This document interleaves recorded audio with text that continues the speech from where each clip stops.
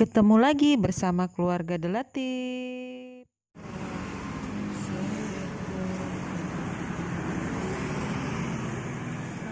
Pasti pada mau lihat bibi ma itu. Kita lagi antri beli pecel guys. Nih Dedek lagi beli pecel guys. Ini pecel terenak langganan aku di dekat bundaran SMU 3 ya guys. Ini kita sarapan pecel guys. Tadi beli pecel di bibi langganan. Pecel super enak. Enak ya. Mbaknya juga udah mau habis. Kalau Dede seperti biasa cuman lontongnya aja guys. Ini kita sarapan dulu sebelum jaga toko guys. Mudahan hari ini toko kita rame. Terus tadi juga beli susu kedelai jahe.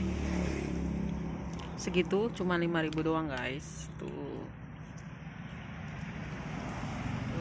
Kita makan pecel dulu guys.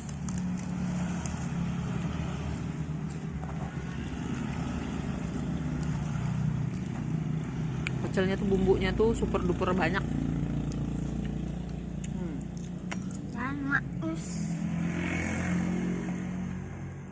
Maknyus pokoknya.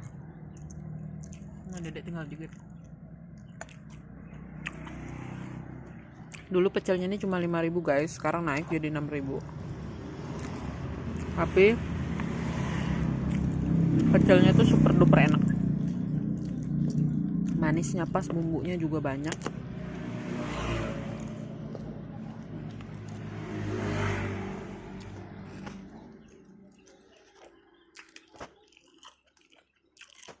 Kita lanjut makan dulu ya guys. Makan kita lanjut temanin Dek Nizam bikin PR guys. Hari ini PR-nya dia menulis Pancasila dari 1 sampai 5 guys. Ini adalah PR hari ini. Setelah ditulis, nanti ini di saat menulis harus divideokan apakah benar anak itu sendiri yang menulis PR-nya, karena ada juga mungkin orang tua yang sengaja menuliskan PR anaknya dengan cara tulisannya itu dijelek-jelekan ya guys. Kalau aku jujur aja guys, tulisan aku lebih bagus daripada tulisan anak-anak, dan tulisan aku itu permanen dan tidak bisa dijelek-jelekan, bisa dibikin jelek-jelek gitu guys. Jadi aku menerapkan sama anak-anak harus ditulis dengan tulisan sendiri, mau bagus atau jelek.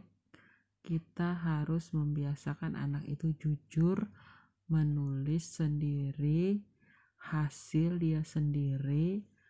Apapun hasilnya, bagus atau jelek, dia harus bertanggung jawab dengan tugas-tugas sekolah dia guys.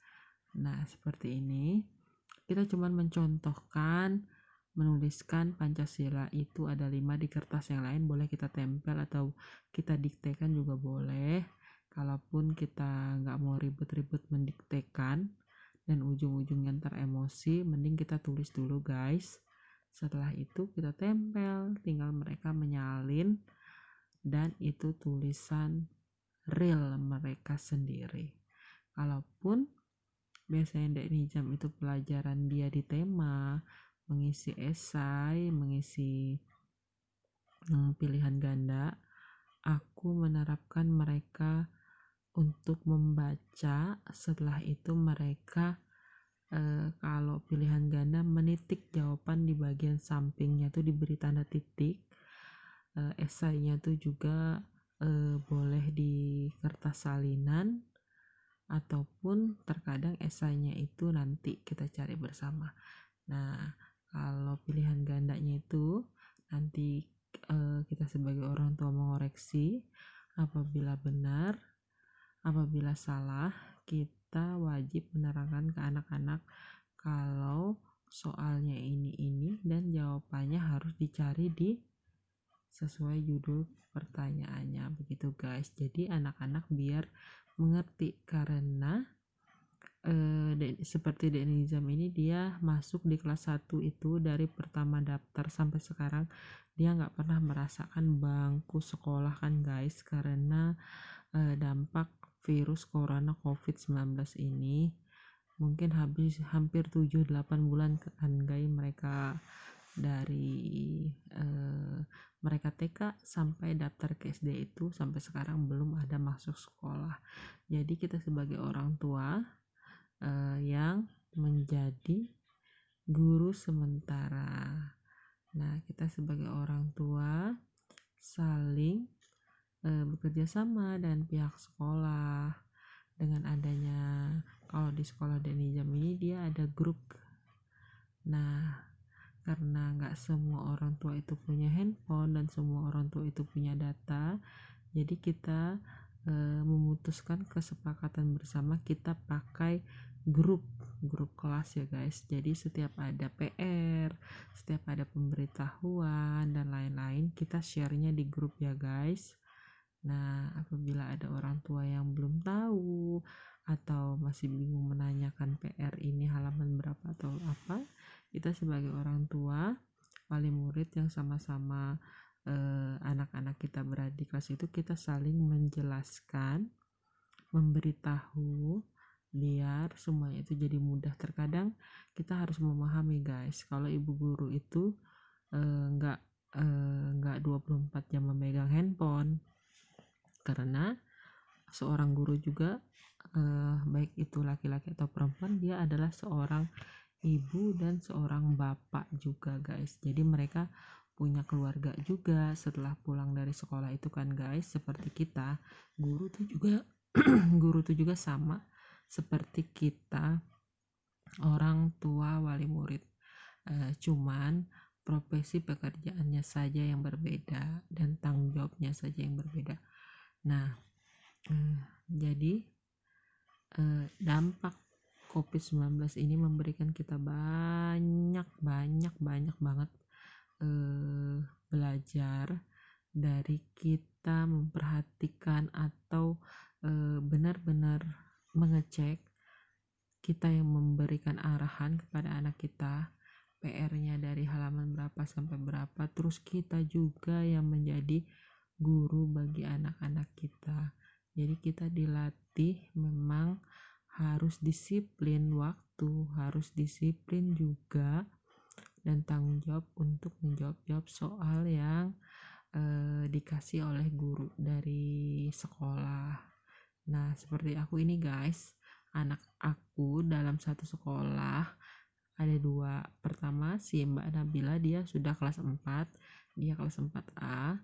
Si Denizam dia juga sekolah sama di 1A. Nah, jadi satu hari itu PR-nya itu guys ganti-gantian. Nah, gimana tuh? Ganti-gantian. Untungnya anak aku itu satu sekolah. Jadi setiap kita mengantar tugas, mengambil tugas, kita sekalian mengecek. Seandainya nih ngantar tugas di ini jam, nanti sekalian deh aku ngambil tugasnya Mbak Ia yang sudah dikoreksi. Terkadang kita ngantar tugasnya Mbak Nabila, tugas ini jam udah dinilai dan dikoreksi. Nah, itu aja sih guys keuntungannya anak aku sekolah di tempat yang sama. Nah, bagaimana guys pengalaman ibu-ibu yang lain selama COVID-19 ini? Nah, ada juga yang cerita guys, tekanan darahnya naik, udah mulai stres, udah mulai bosan. Sebenarnya kita merasakan yang sama juga sih guys, tapi kembali lagi kalau kita tarik ke belakang, dampak yang akan kita terima seandainya kita itu nggak mematuhi protokol kesehatan dan anjuran-anjuran dari pemerintah ya guys. Karena anak-anak ini masih memang belum boleh turun ke sekolah, karena di wilayah aku ini juga masih banyak yang terpapar atau yang masih dirawat. Nah, ada juga sih yang menanyakan di sosial media itu, kenapa tempat hiburan juga sudah dibuka, kenapa sekolahan nggak dibuka? Nah, jawabannya benar tuh, kebanyakan bijak. Tempat hiburan itu kan tempat umum, boleh kita kunjungi, boleh juga nggak kita kunjungi. Nah, tapi kalau di sekolah kan anak harus masuk sekolah, kalau nggak masuk kan mereka otomatis alfa ya guys. Nah, kalau ke tempat hiburan kan nggak ada alfanya. Kalau kita mau ya kita datang, kalau kita nggak mau ya udah kita di rumah aja. Simple guys jawabannya. Nah, bagi ibu-ibu atau bapak-bapak yang cerdas pasti dia tahu jawabannya ya guys. Jadi kita bersabar, berdoa supaya virus corona cepat berlalu. Nah, ini Denny Jam sebentar lagi udah selesai guys. Lanjut dengerin Denny Jam menghafal Pancasilanya ya guys. Pancasila. Satu. Ketuhanan yang Maha Esa. Dua. Kemanusiaan Kemanusiaan. yang adil dan beradab. 3. Persatuan Indonesia. 4. 4. Kerakyatan yang dipimpin oleh hikmat kebijaksanaan perwakilan. Dalam permusyawaratan perwakilan. 5. 5. Keadilan sosial bagi seluruh rakyat Indonesia. Denny Jam hafal Pancasila. Kalau lambangnya apa?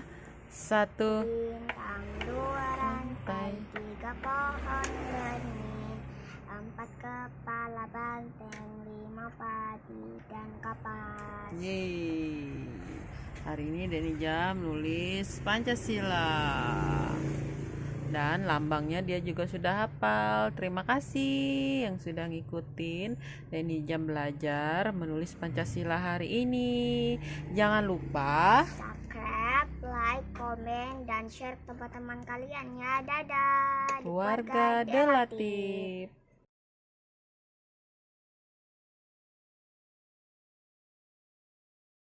Kita lanjut guys, setelah jadi ibu guru kita nge-review barang-barang yang ada di toko ya guys.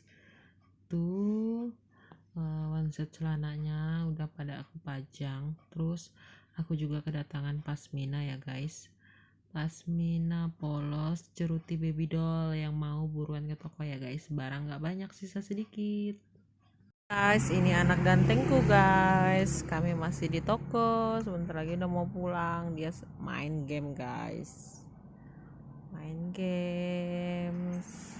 Terima kasih udah nemenin Umi di toko guys. Hari ini Mbak nggak ikut ke toko, Mbak di rumah nenek. Hari ini super duper panas guys. Ntar lagi kita tutup jam 4.30 kita tutup. Tuh yang mau baru masuk pasmina Bella Square polos, ada juga yang motif full, banyak banget barang, jadi jangan takut kehabisan. Buruan melimpir ke toko Anita Collection di Jalan Sultan Imanuddin ya guys, buruan. Terima kasih yang sudah menyaksikan keluarga Delatif. Jangan lupa subscribe, like, komen, dan share ke teman-teman kalian ya di keluarga Delatif. Dadah.